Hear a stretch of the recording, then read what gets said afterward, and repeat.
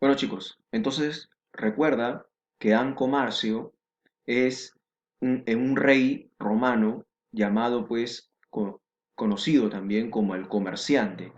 Es el último rey de la dinastía latina, porque después de Anco Marcio viene una nueva dinastía, la dinastía de los etruscos, ¿sí? Esta dinastía de los etruscos es una población más civilizada, más avanzada y desarrollada culturalmente hablando. La dinastía de los etruscos se inicia con un nuevo rey en Roma, llamado Tarquino el Viejo o también llamado Tarquino el Antiguo. Sí, así era el nombre de este nuevo rey romano. Es el primer rey de la dinastía etrusca, ¿sí? Es también fue el primer rey en convencer a la población mediante su demagogia, las palabras, mediante dádivas, para ser nombrado como rey por el pueblo, ¿sí? Él realiza una reforma urbana, convierte a Roma en una auténtica ciudad, ¿sí? Con calles bien trazadas, ¿ok? Con calles bien trazadas y los desechos de la ciudad se arrojaban al río Tíber a través de una cloaca máxima o de un alcantarillado de Roma, ¿ok? Entonces estamos viendo pues que Tarquino el Antiguo, por eso se dice que esta dinastía es la más civilizada, ¿no? ¿Ok? Porque como puedes ver, Tarquino el Antiguo construye un alcantarillado en Roma, el primer alcantarillado, ¿ok? Conocido como la cloaca máxima, y estos desechos de las personas romanas eran lanzados pues al río Tíber y luego al mar, ¿sí? Al mar Mediterráneo. Muy bien, chicos. Luego tenemos a otro rey, tenemos a Servio Tulio, ¿sí? Servio Tulio es un rey especial porque la madre de este rey era esclava, ¿sí? De origen humilde, pero él tuvo la suerte de estudiar en el palacio de Tarquino, ¿sí? En el palacio de Tarquino el Viejo, ¿ok? Y acabó casándose con la hija del rey, y así Servio Tulio, al recibir una buena educación, le gustaba el estudio, ¿ok? Se convierte pues en el nuevo rey de Roma, ¿sí? Y es conocido como el Solón romano, recuerda del Solón griego, ¿no? Del Solón griego, que hace muchas obras en Atenas, ¿ya? Igual acá en Roma, el Solón romano va a ser Servio Tulio, ¿sí? Incluso él promulga la constitución sérvica, sérvica en honor pues a su nombre, serbio, ¿no? Esta constitución sérvica dividía a la población de acuerdo a sus ingresos económicos y tributarios, lo mismo que hizo Solón en Grecia, ¿verdad? ¿Ok? Muy bien. Establece el servicio militar obligatorio y también realiza el amurallamiento de la ciudad. Él construye la primera muralla de Roma, llamada pues la muralla serviana, en honor pues a su nombre, ¿no? Servio, ¿sí? Crea la Asamblea Centurial. Dentro de unos minutos vamos a hablar qué es la Asamblea Centurial, pero te voy adelantando. La Asamblea Centurial permite el acceso de los plebeyos al poder, disminuyendo así la contradicción social que había con la pelea, la lucha que había con los patricios. ¿Ok? Luego tenemos al último rey de Roma, el séptimo y último rey de Roma, llamado Tarquino el Soberbio. ¿Sí? Tarquino el Soberbio fue yerno de Servio Tulio, ¿sí? Pero este señor, Tarquino el Soberbio, alcanza el poder al asesinar pues a su suegro, ¿no? Al asesinar a Servio Tulio, ¿ok? Por eso se dice que él fue pues un tirano, ¿no? Hizo muchas reformas culturales, pero como gobernante, como rey, era un tirano, mandaba a matar a las personas opositoras a él, ¿sí? Construye, por ejemplo, el templo de Júpiter.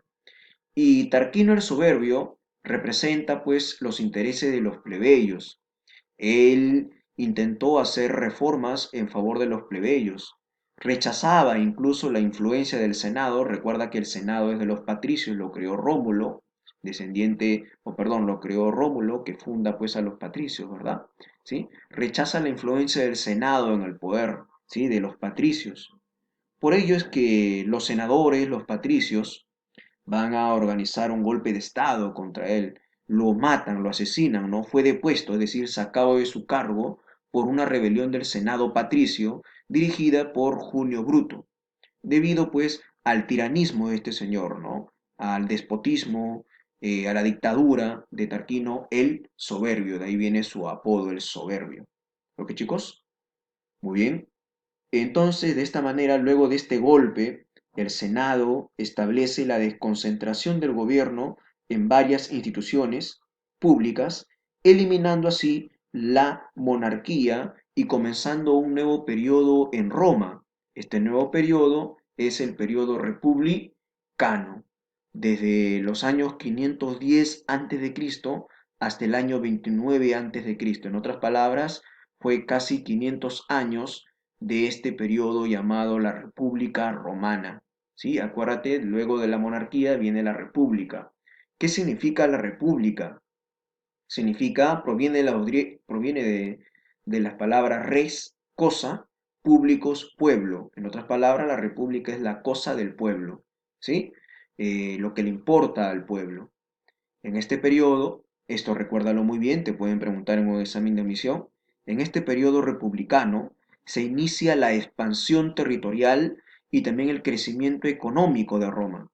Asimismo, se inician las contradicciones y las luchas entre patricios y plebeyos. Por eso es que se crean las siguientes instituciones públicas romanas que vamos a ver a continuación. Primero tenemos al consulado.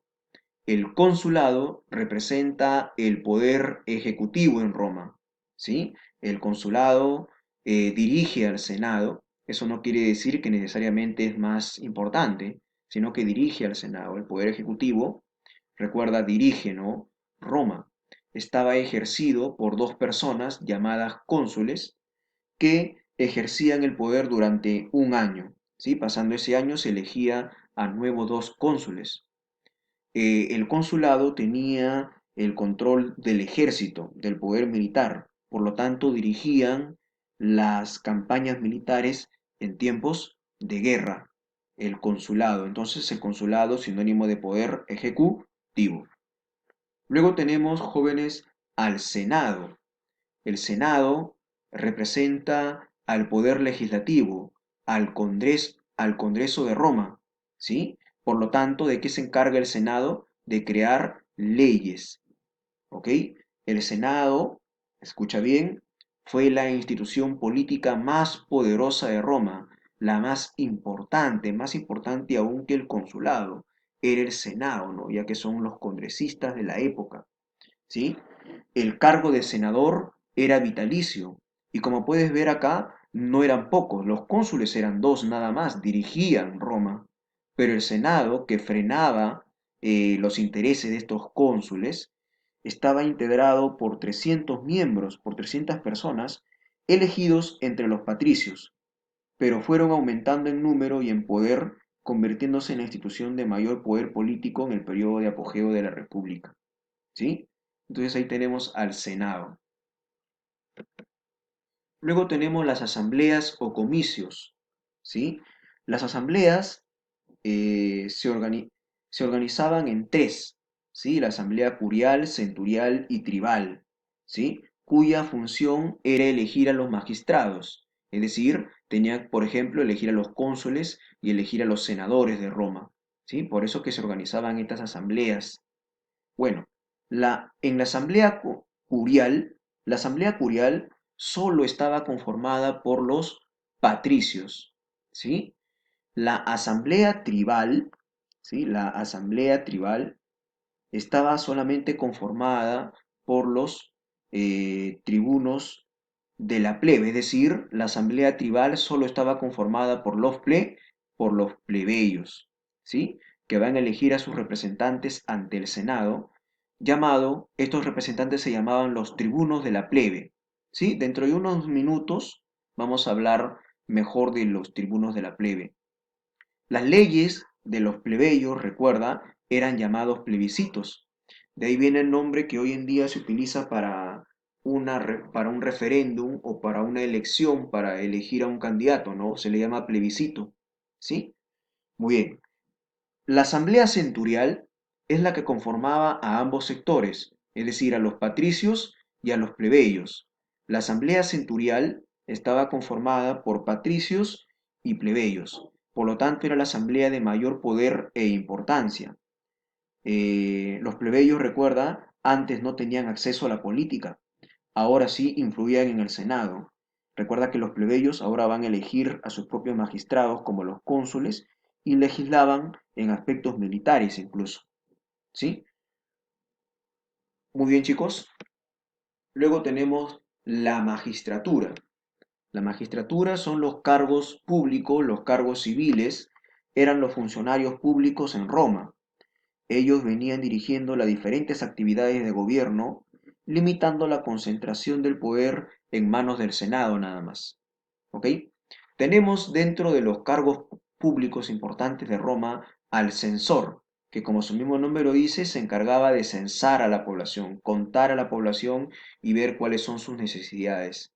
De la misma manera, también el censor se encargaba de fiscalizar las funciones de los demás magistrados, ¿no? La censura política, aquellos que no respetaban las leyes.